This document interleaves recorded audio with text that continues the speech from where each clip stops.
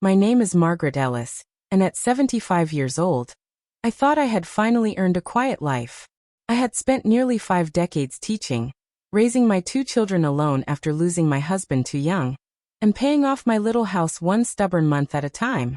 I imagined my last years would be spent tending roses, reading on my porch, and maybe baking for the neighbor's children when I felt generous. But life has a cruel way of proving that betrayal isn't something you outgrow. It started on a Wednesday, an ordinary, warm morning with the promise of rain. My daughter, Claire, had called the night before, her voice unusually sweet, almost syrupy. "Mom, we're taking you somewhere nice tomorrow. A small checkup. Nothing to worry about." I should have known then. Mothers always feel the storm before the clouds arrive. They arrived together, Claire and my son Daniel, standing at my doorway like polite strangers. They fussed over me, carried my purse, held my arm. Too gently, too carefully. When adult children treat you like glass, it usually means they have already dropped you in their hearts. The place they took me to was not a clinic. It was a beige building with a wide, automatic door that smelled like disinfectant and polite decay. Sunnyvale Nursing Facility. I didn't understand at first. I truly didn't. I thought maybe they needed to sign some papers for someone else. But then Claire squeezed my hand and said the sentence that cracked something inside me. "Mom, this is for the best. You can't live alone anymore." I stared at her as if she were speaking a foreign language. "What do you mean?" "I cooked dinner last night. I cleaned the whole kitchen. I'm perfectly fine." Daniel refused to meet my eyes. "Mom, you've been forgetting things." "No, Daniel," I said sharply. "You've been ignoring things." A nurse, young, efficient, and wearing a smile that didn't touch her eyes, approached with a clipboard. "Mrs. Ellis, your children signed the admission forms. Your room is ready." Admission. Room. Forms. Each word felt like a brick being stacked around me. "I didn't sign anything," I said, my voice trembling with anger. "You didn't have to," the nurse replied. That was the moment I knew. This wasn't concern. This wasn't love. This was convenience. My children wanted my house, my savings, my supposed burden to be managed by strangers. They wanted freedom from me. I pulled my hand back and tried to leave. But the doors behind me had already closed, slow and heavy, like the final page of a chapter one didn't write. "Mom will visit," Claire said. "When you have time," Daniel added. They left before I could say another word. Their silhouettes disappeared into daylight while I stood in a hallway that hummed with wheelchairs and whispered regrets. A staff member guided me to a room that wasn't mine, in a building that wasn't home, surrounded by people who had once believed their families loved them too. I sat on the bed, stiff and foreign, and felt the betrayal fully flood over me. Not hot and furious, cold. Cold enough to freeze tears in place. That night, as the hall lights dimmed and doors clicked shut like prison bars, I whispered into the darkness. They locked me in the nursing home. It should have been the end of my story. But fate has a wicked sense of timing. Because 1 week later, I won $62 million in the lottery. And the same door that trapped me would soon open. Not for escape, but for revenge.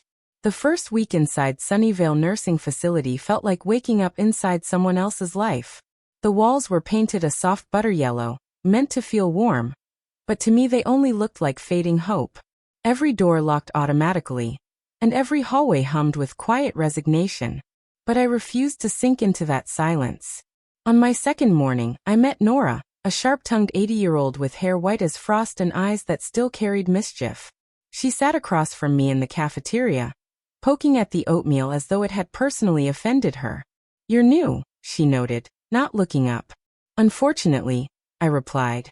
She smirked. "Don't look so grim. I checked in here on my own when my kids started measuring my house for renovations, while I was still living in it." I liked her instantly. Over the next few days, Nora became my anchor. She showed me the secret stash of better tea in the activities room, the nurse who was a sweetheart, the one to avoid, and, most importantly, the tiny forgotten computer lab tucked behind a door marked recreational learning. "You use the internet?" I asked, surprised. "Dear, I survived 3 husbands. Technology can't scare me." She turned on an old desktop that buzzed to life like a tired bee. The screen flickered, but it worked. And suddenly, the world felt wider again. I remembered something then. Something small, silly but oddly comforting. For years, every Saturday morning, I used to buy a lottery ticket. Not because I expected to win. I just liked choosing numbers tied to my life. 7 for July, my wedding month. 14 for my anniversary. 19 for the year my daughter was born. 28 for the street number of my house. 46 for the age I retired. Numbers of memories. Numbers of love. Numbers that made sense. I sighed. I didn't get to buy one this week. Nora raised a brow. Well, go on then. Buy one online. I didn't know whether to laugh or cry. But she helped me make an account, and with trembling fingers, I chose the same familiar numbers.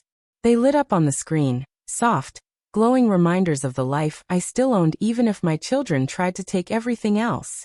The days crawled by. My children didn't visit. They didn't even call.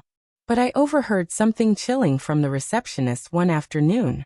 Her son wanted to confirm the house evaluation. The realtor is coming tomorrow. My house.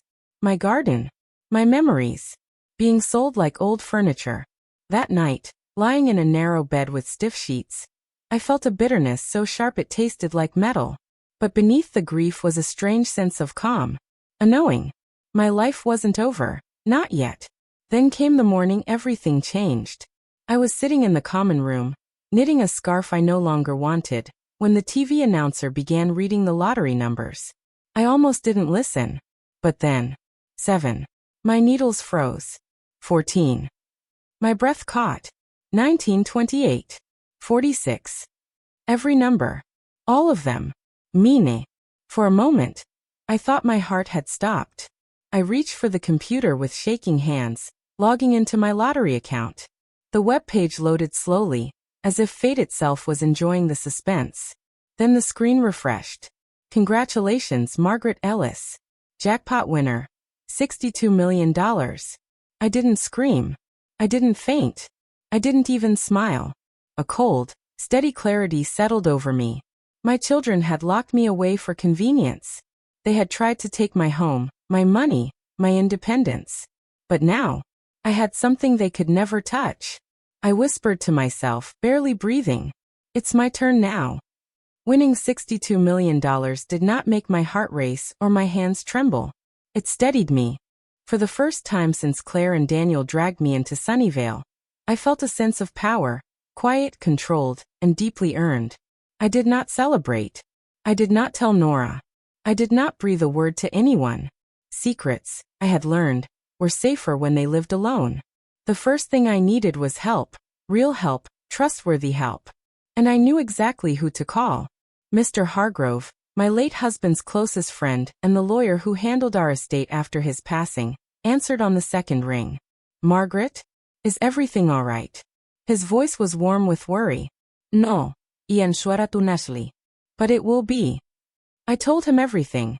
How Claire and Daniel tricked me, how they signed fraudulent documents, how they were preparing to sell my house while leaving me locked inside a facility I never agreed to enter. I also told him in a whisper about the lottery. There was silence. Then a low, controlled breath. Margaret, congratulations. And don't you worry. We'll fix every bit of this.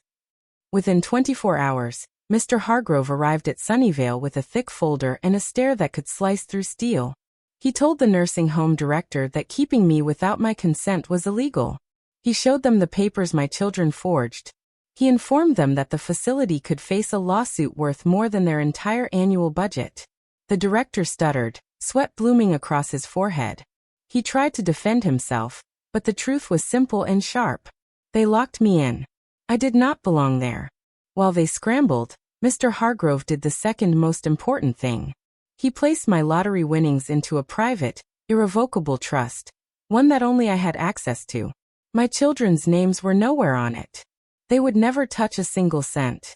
That night, while the halls of Sunnyvale were quiet, he sat with me in the tiny computer lab and walked me through every step. You own your life again, he said gently.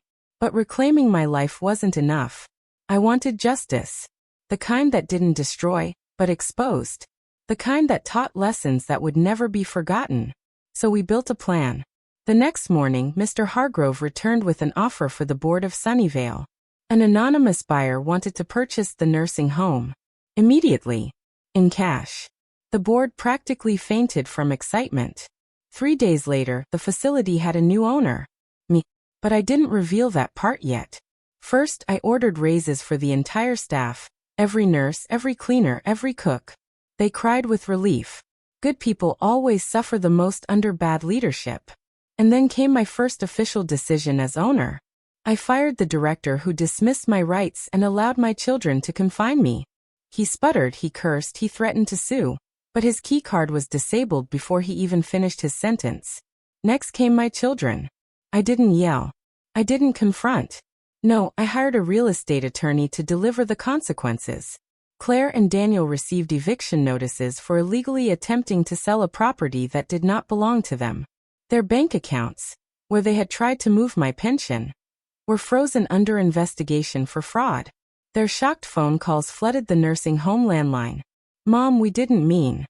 Mom, can we talk? Mom, please. I listened to none of them. On the 5th day, with my head held high, I walked out of Sunnyvale, not as a resident, as its owner. As a woman no longer caged, no longer helpless. Nora waved from the window cheering. You better visit, she shouted. I'll do more than that, I smiled. I'll change this place. My revenge was not loud. It was quiet, elegant, and complete. And it had only just begun. When I stepped out of Sunnyvale for the last time, the autumn air tasted different, like freedom after a long imprisonment. The sun warmed my face, and I felt 75 years old in body, yes, but 25 in spirit. I had walked into that building as a victim, but I walked out as the woman steering her own destiny. The first thing I did was buy a house, not a mansion, not a luxury estate. Those things never impressed me. I wanted warmth, peace, and the sound of the ocean. So I chose a small seaside cottage 2 towns over, painted pale blue with white trim and a porch that faced the open water. The kind of place where the breeze smelled like salt and seaweed, and the evenings came with a cool hush. Inside, sunlight spilled over the wooden floors. I filled the rooms with all the things I had missed. Shelves of well-worn books. Pots of rosemary, basil, and lavender. Knitted blankets folded neatly at the ends of chairs. A record player spinning old jazz from my younger days. Every corner felt like it was mine, truly mine. But peace alone wasn't enough. I hadn't survived betrayal just to disappear quietly. With Mr. Hargrove's help, I created the Ellis Foundation for Second Chances, a program offering scholarships to elderly women who wanted to return to school, learn new skills, or pursue dreams they had placed on dusty shelves decades ago. My phone rang for weeks with thank you messages. Women who had been told their lives were over, now enrolling in poetry classes, nursing aid programs, or even culinary school. Their voices reminded me why life is still precious at 75. Because we are never too old to begin again. I also made sweeping changes to Sunnyvale. As its anonymous owner, I ordered renovations to the residents' rooms. New beds, brighter paint, softer lighting. I hired more staff so no resident felt neglected. And I created a policy that no resident could be admitted without a direct evaluation by an independent advocate, ensuring no one else would be imprisoned the way I had been. The staff loved me for it. The residents felt human again. And the facility, for the first time in years, radiated dignity. My children, on the other hand, were drowning in their own storm. When the fraud investigation began, they came to my cottage uninvited. Faces pale, expressions desperate. Mom, it was a misunderstanding, Claire sniffled, wiping her eyes dramatically. Daniel added, we were trying to help you. Don't you see that? I looked at them, not with anger, but with clarity. The years had taught me something they had yet to learn. Love without respect is not love at all. I forgive you, I said softly. But forgiveness is not the same as trust. You chose convenience over compassion. You put me in a home, because it made your lives easier. Their tears came harder then. Not from guilt, but from the realization that they would receive none of my winnings. You're cutting us out? Daniel asked. No. Ian Shuarat. You cut yourselves out. I sent them away gently, firmly, with the quiet dignity they had once stripped from me. After they left, I sat on my porch overlooking the waves, a cup of tea warming my hands. The sky shifted from gold to pink, and the gulls circled lazily above the water. For the first time in years, I felt completely at peace. I did not win the lottery to live extravagantly. I won it to reclaim my voice, my independence, and my dignity. Growing old was never the tragedy.